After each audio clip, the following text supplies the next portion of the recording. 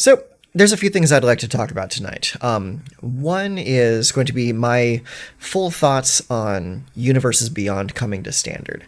I've given this a few days to kind of like germinate, get my thoughts together, and properly figure out how I want to word this. So I'm just going to go like this. Initial thoughts on Universes Beyond. I feel we're pretty reactionary, not just by myself, but by the Magic community as a whole. I think that once the dust settles and we actually see what product we're going to be receiving with the various Universes Beyond product that comes out next year, I think we'll have we'll probably have a more tempered reaction to the cards that we're getting. For me personally, I am a mechanics person. If the cards work mechanically well and they create interesting game states, then I'm all for it. I don't care what universe the cards belong in. I mean, hell, we play a game with cards and themes across, like, what is it, like 20, 25 different worlds right now? It's like, what is it to just add a few more that just happen to be from different IPs? So it's really not that big of an issue for me. It's more an issue of, do the mechanics make sense? Now, there are a few things about the Universes Beyond. There is a good, there's a bad, and there's kind of an ugly.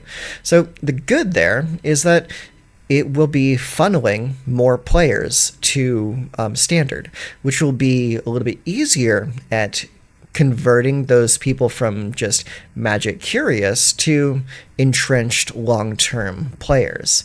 So like I've heard a lot of stories over the last like week or so about people who didn't even know what Magic was, but they're big fans of like Fallout or like Street Fighter or even Assassin's Creed, and then they saw their favorite game being put into card form for Magic, and that drew them in.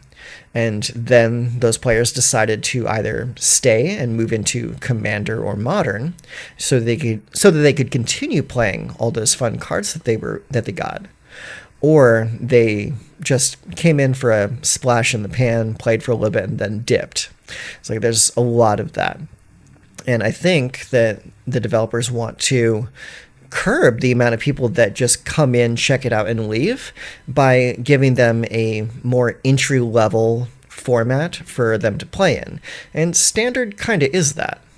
So it is a lot easier for someone to learn 3,000 cards over the last 3 years than it is for someone to learn like the last like 10,000 plus cards that have come out ever since Modern started, which was around Mirrodin. Because I believe Modern fully encompasses just about everything that has been printed in a Modern card art frame. And those frames started, I believe, around the original Mirrodin. I could be wrong. Correct me on that if I am misspeaking. But I would definitely think that is a good, and I agree with the developer's choice there to give people a better landing page than Modern. So either Commander or Modern, now you have Standard. It's good. I like the decision. Now, the bad there is, I think, the overemphasis on printing a ton of new Universes Beyond product. If you look at the product line for the next year, 50% of all the sets, like all the mainline sets coming out, are Universes Beyond sets. So it's like 3 sets of in-universe and then 3 sets of out-of-universe. Hi, Tundra. So I really think that is going to be pretty damaging to the original IP, and it might end up causing some people to leave the game entirely because they just don't want to play in a universe where you are slamming cards like Spider-Man right next to Elesh Norn. It's like there's a certain level of like fourth wall breaking that is too much for some people. And I don't blame them. Let's say, for example, you are one of those people that is upset at Universes Beyond coming to standard. There is really only one way to combat that, and that is to vote with your wallet. And if you vote with your wallet, you make it very clear where your money is going to be going, then that will send signals to the developers, and it will say, hey, this isn't landing. Maybe we need to course correct here. And the thing is you're not going to see that course correction for a long time, because major companies like this, they make their expansions, their games, their add-ons for their games upwards of like 2 years in advance before the public even knows that it exists.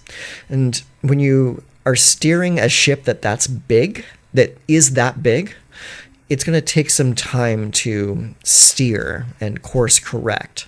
So the best way for you to combat this is literally voting with your wallet. So if you're the kind of person that buys a bunch of like sealed product, back off on that. Just get the singles that you want. I mean, that's kind of what I'm going to be doing.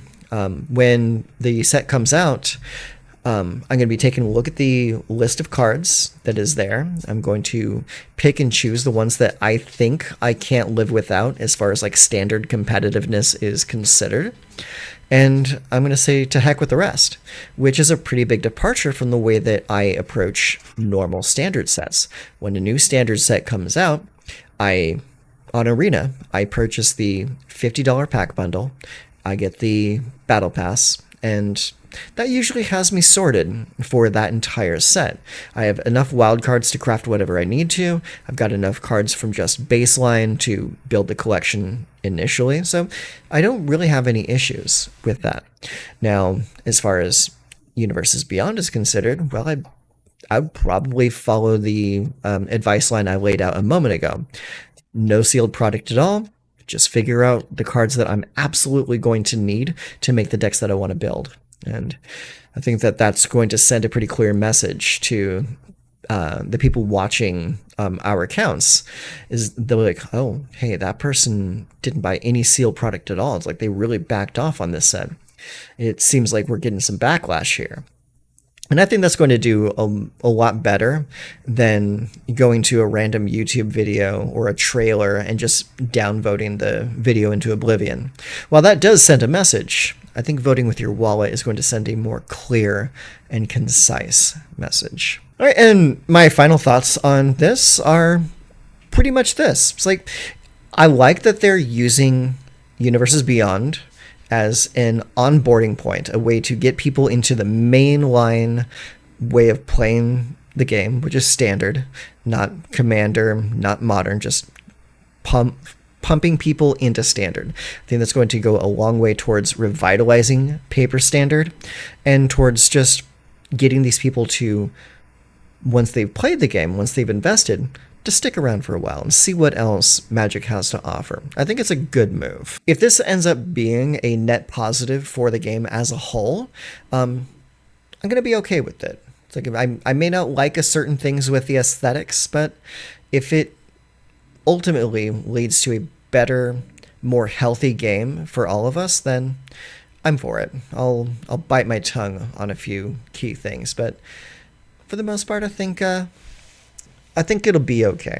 I think a lot of us happen to be overreacting at the moment, and I guess time will tell. Yeah, time will tell if the detractors were right or if the people that were all for it were right.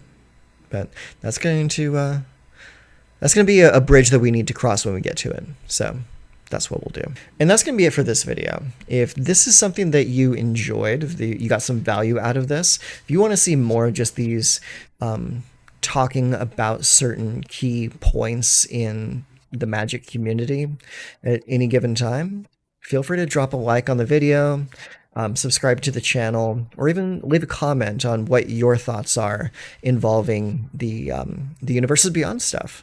And I'll be more than happy to sit down and do more of this style of just laid back, talking about the game kind of video. I like putting my thoughts together, and doing it like this would be a pretty good way to go about it.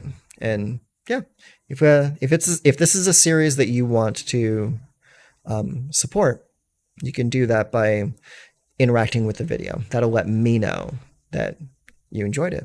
So until next time, y'all take care of yourselves.